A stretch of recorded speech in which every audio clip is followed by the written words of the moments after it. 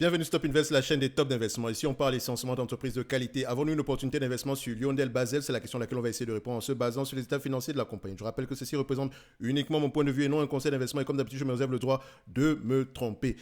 C'est une demande ici d'un abonné Top Premium. Je rappelle que le lien vers le service Top Premium est dans la description de la vidéo. Si vous aussi voulez faire des demandes d'analyse quantitative ici, n'oubliez pas, vous avez également une alternative au service Top Premium, à savoir Top Demande. Ici, vous pouvez demander d'analyser n'importe quelle compagnie ici de manière quantitativement parlant. Ok, donc le lien également est dans la description de la vidéo. Donc, Lionel Basel, c'est une compagnie que j'apprécie.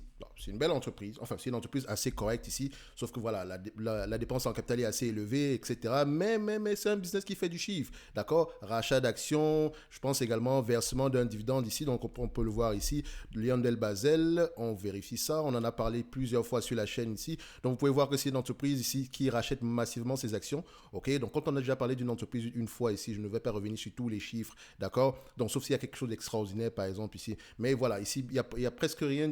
Voilà.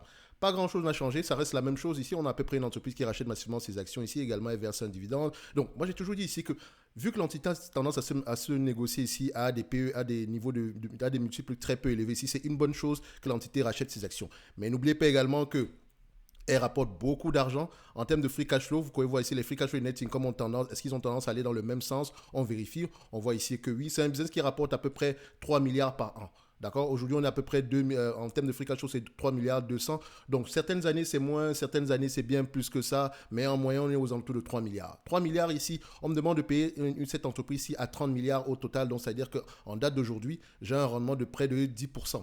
Okay, par rapport à la capitalisation boursière ici. Donc, on peut se dire que l'entité est sous-évaluée. Également, il y a de la dette ici. C'est un business qui va pas se négocier à plus de 15 fois les bénéfices ici quand vous prenez en considération la dette. Donc, sur combien on enlèverait la dette ici? Donc, on fait 15 milliards ici multiplié, 15 fois les bénéfices multipliés par 3, ça fait 45 milliards. Moins la dette nette ici, on a une dette nette aux alentours de 11 milliards par là. Donc, on a à peu près un prix aux alentours. On pourrait avoir un prix ici en incluant la dette aux alentours de 34 milliards. Donc, si on nous vend cette compagnie ici en dessous de 34 milliards ou bien aux alentours de 34 milliards, pourquoi pas? Pourquoi pas? Donc, ici, en date d'aujourd'hui, comme je l'ai mentionné, on a à peu près une trentaine de milliards. Donc, ce qui veut dire que au prix actuel, l'entité pourrait être assez intéressante.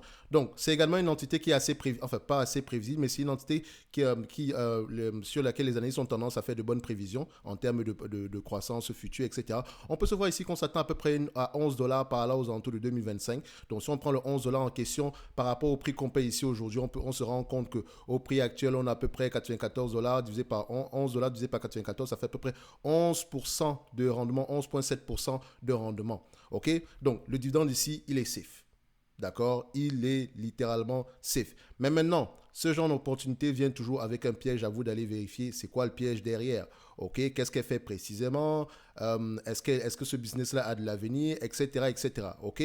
Donc, pour moi, je continue à penser que Lionel Basel reste intéressante au prix actuel. Ne vous cassez pas la tête. Ce genre de business-ci, oui, mais le prix n'augmente pas. Oui, mais le rendement est là. Le rendement par rapport à tes bénéfices nets, d'accord? Le chiffre, les free cash flow ne baissent pas autant. Ok, on reste sur une certaine moyenne ici. Et on sait que c'est une compagnie cyclique. Qu'est-ce qu'on veut d'autre? Le dividende ici a l'air safe et il continue à croire qu'ici, année après année, si je ne me trompe pas. Mais comme je l'ai mentionné, c'est une entité qui devrait également racheter ses actions et tôt ou tard, le marché finira par revaloriser ce business-ci. Et c'est ça le plus important. L'essentiel ici, c'est d'investir sur une compagnie qui a les capacités ici de faire du chiffre, de ramener ici les free cash flow de manière stable et sinon croissante dans le temps. Et je pense que Lionel Basel a la possibilité d'offrir ça ici aujourd'hui. Comme je l'ai dit, c'est uniquement quantitatif. N'oubliez pas, lisez vos rapports financiers. Le lien vers le service Top Demande ici est dans la description de la vidéo pour ceux qui veulent aller plus loin, ceux qui veulent également faire des analyses qui veulent demander des analyses quantitatives ici et avoir la certitude que ça va être fait.